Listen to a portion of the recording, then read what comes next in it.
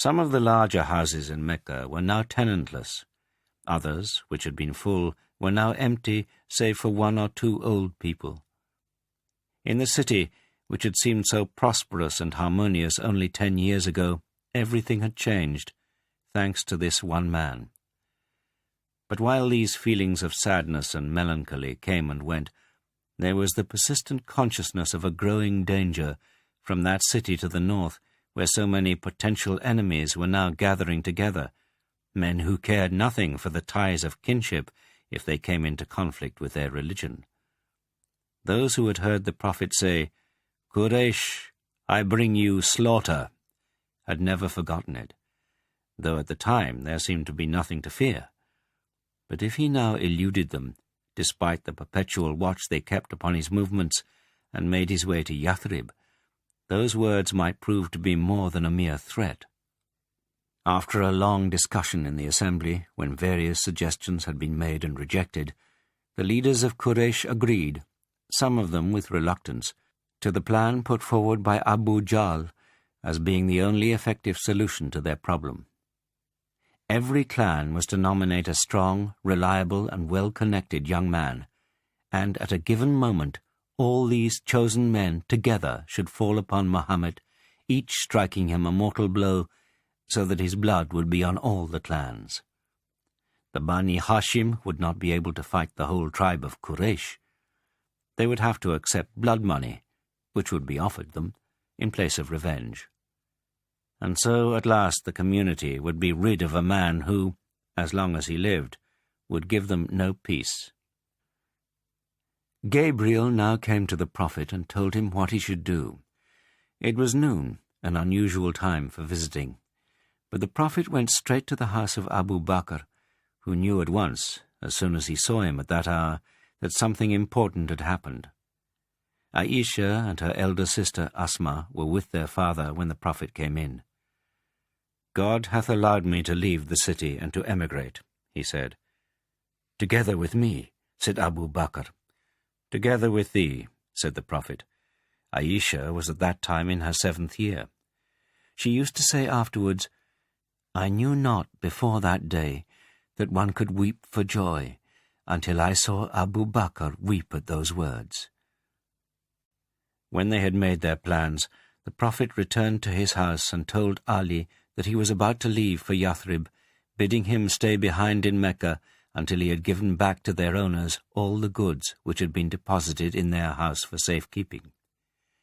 The prophet had never ceased to be known as Al-Amin, and there were still many disbelievers who would trust him with their property as they would trust no one else. He also told Ali what Gabriel had told him about the plot Quraysh had made against him. The young men chosen to kill him had agreed to meet outside his gate after nightfall. But while they were waiting until their numbers were complete, they heard the sound of women's voices coming from the house, the voices of Sauda, Kulthum, Fatima, and Ayman. That gave them cause to think, and one of the men said that if they climbed over the wall and broke into the house, their names would be forever held in dishonor among the Arabs because they had violated the privacy of women. So they decided to wait until their intended victim came out, as it was his wont to do in the early morning if he came not out before.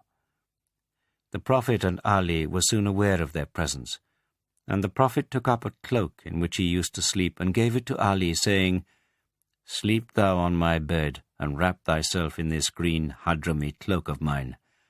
Sleep in it, and no harm shall come to thee from them."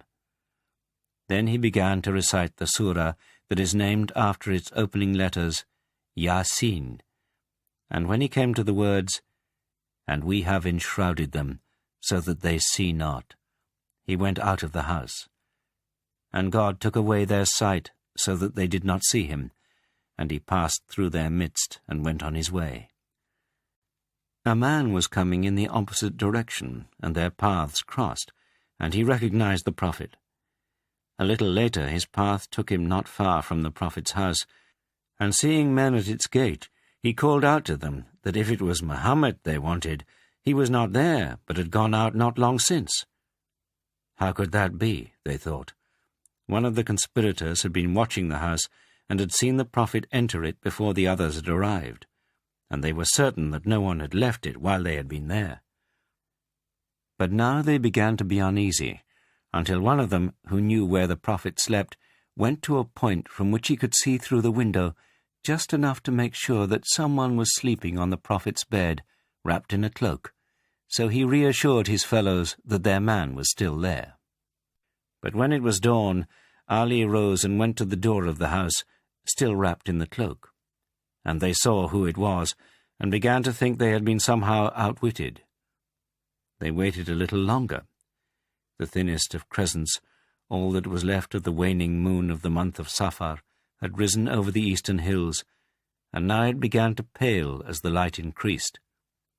There was still no sign of the prophet, and with a sudden impulse they decided to go, each one to his chief of clan, to give the alarm.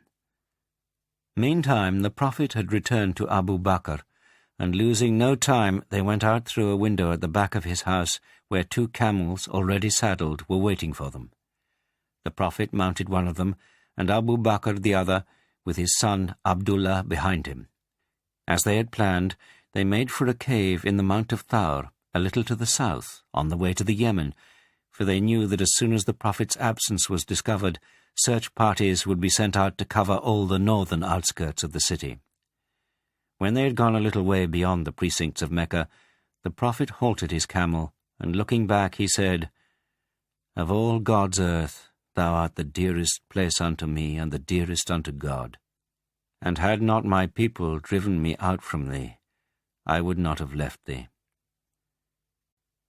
Amir ibn Fuhaira, a shepherd whom Abu Bakr had bought as a slave and then set free and put in charge of his sheep, had followed behind them with his flock to cover up their tracks. When they reached the cave, Abu Bakr sent his son home with the camels, telling him to listen to what was said in Mecca the next day when the prophet's absence was discovered, and to bring them word of it the following night.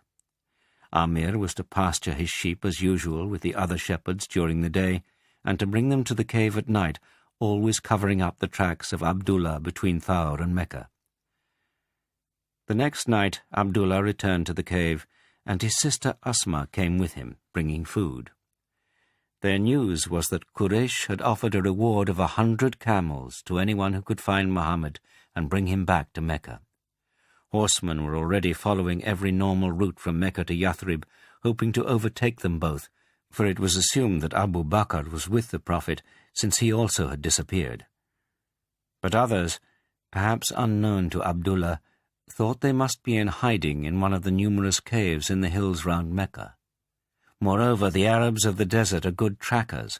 Even when a flock of sheep had followed in the wake of 2 or 3 camels, the average Bedouin would see at a glance the remains of the larger prints of the camel hooves, which the multitude of smaller prints had all but obliterated. It seemed unlikely that the fugitives would be to the south of the city, but for such a generous reward, every possibility should be tried. And camels had certainly preceded the sheep on those tracks which led in the direction of Thawr.